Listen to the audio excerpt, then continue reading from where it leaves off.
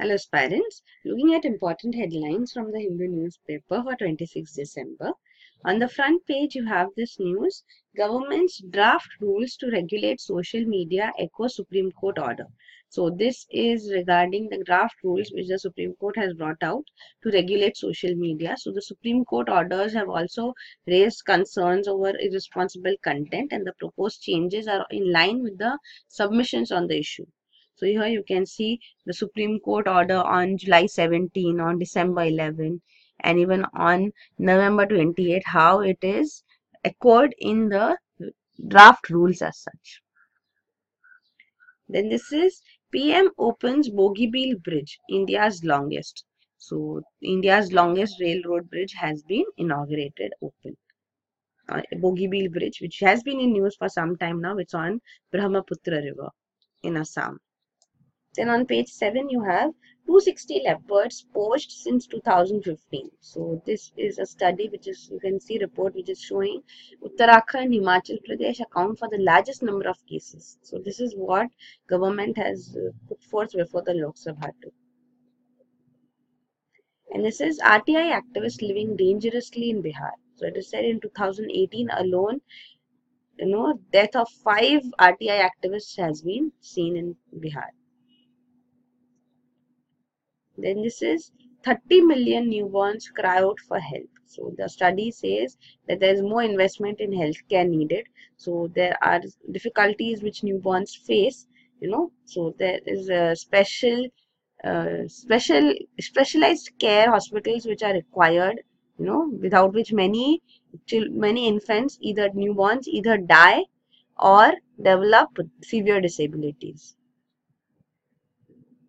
Then on the editorial page, the first editorial is Chabahar Tidings. So this is as India takes over operations in the Iranian port, Chabahar port, the possibilities and challenges are huge. So that is discussed in this editorial. The second editorial, The Worried Indian. So this is regarding actor Nasiruddin Shah, who's expressed his fear. So it says actor Nasiruddin Shah had every right to express what he did without fear of retaliation. So he was not allowed in the Ajmer Sharif Dargah. So here this, actually there was this Ajmer Literature Festival which he was had to address, but was cancelled because of protest by right-wing groups. Then the lead article, Elections in an Embattled Democracy. So voters in Bangladesh are facing an imperfect choice presently. There are parliamentary elections due in Bangladesh. So there is a heavy-handed incumbent versus a party that had stoked extremism.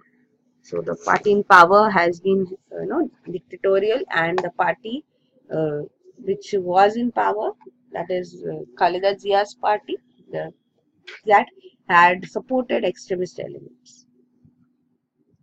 And then second article, so here you can actually skip this too because this is related to Bangladesh elections. And the second article here is on a shaky foundation. So this is regarding section 69 of the IT Act, which has been used by the government to initiate this order in which 10 central agencies have been given snooping powers. So the article says that section 69 of the IT Act allows for disproportionate state action and is antithetical to the right to privacy. So this is very important.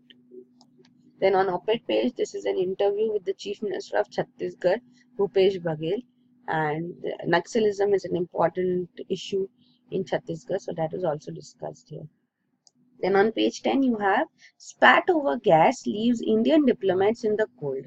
So this is actually in Islamabad. So Indian diplomats in Islamabad are facing difficulties because, the electricity supply as such, power supply has been delayed. So it says delay in supply to High Commissioner's residential complexes leaves officials battling Islamabad's severe winters.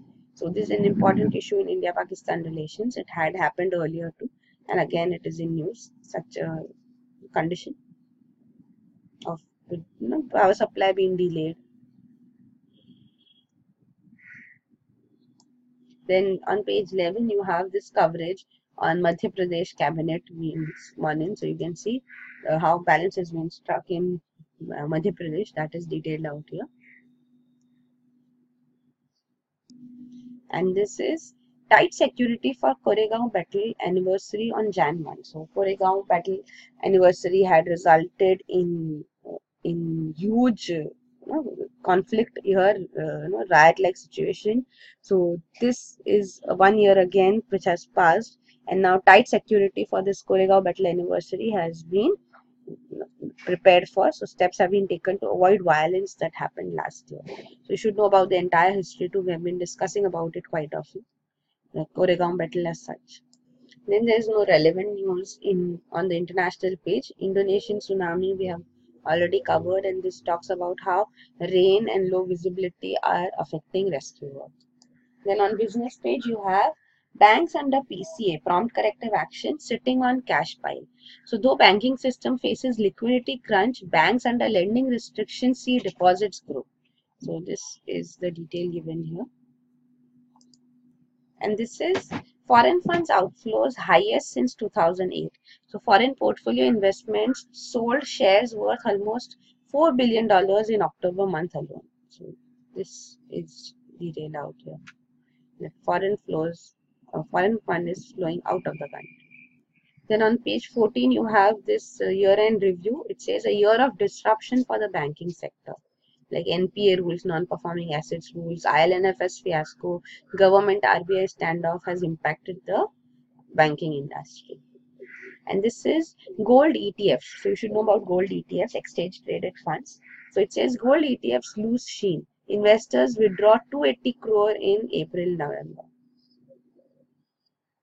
Then there's no news on the last page. So that is it. Thank you.